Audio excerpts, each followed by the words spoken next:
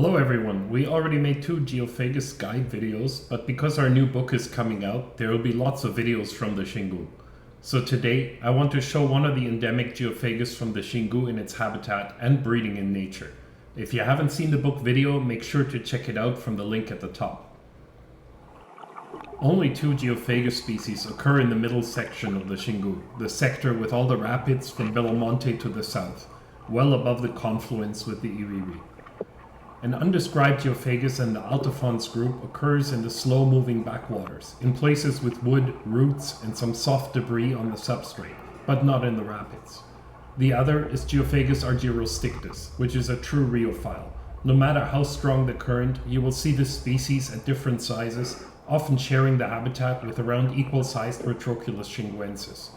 There are also at least 2 other Geophagus in the headwaters of the Xingu. Both of them are shown in our book.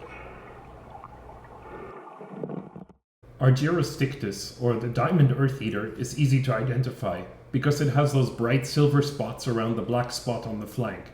As you move south, or upriver, above the Iriri confluence, the number of these white spots increases and are often surrounded with a nice orange halo. Geophagus are busy throughout the daylight hours, digging for microinvertebrates in the substrate. They form loose schools with fish of around equal size. They live in the strong currents, and, like many rheophile cichlids, they are more aggressive than related species that occur in less fast-flowing water. So despite being a smallish cichlid of less than 20 centimeters or 8 inches, to thrive long-term they require huge aquariums with high oxygen saturation and pristine water conditions. Among Geophagus, I would consider this one of the most difficult species to keep, and certainly not a fish for beginners. Geophagus argyrostictus is an open spawner. In the river, pairs seek out more quiet areas, in need to hip-deep water. Then they excavate a nest and lay the eggs on larger gravel pebbles. This nest is not well hidden, but in the crazy network of islands and channels of the Xingu's Volta Grande section, there are thousands of places like this, where the cichlids can breed without too much interference from other fish. In the shallows, there are not so many fish that the parents have to worry about. The female remains above the eggs or very close at all times, fanning the debris off the spawn and chasing away possible predators. The male has a larger radius around the nest. Usually they stay in arm's length around the nest, chasing away larger fish that could be a threat to their eggs or young. This pair has managed to hatch out a gigantic spawn of several hundred fry, directly adjacent to the gigantic Jericoa rapid of the Volta Grande. At the other side of this bedrock in the background, the water is moving so fast that it is almost impossible to photograph there.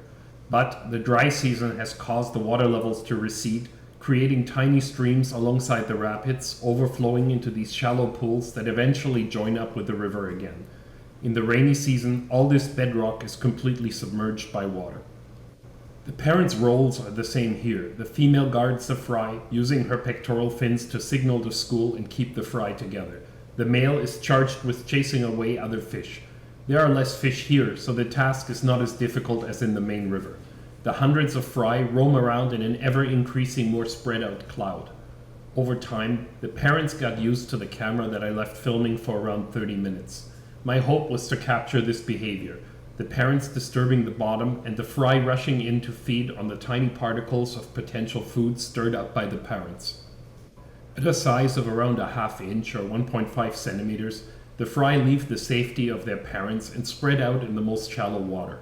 As they grow, they will venture into deeper and deeper water, and the 2-inch or 5 centimeter long young Geophagus can often be seen in the shallow water anywhere in the Xingu, because this is the most common cichlid species in the river.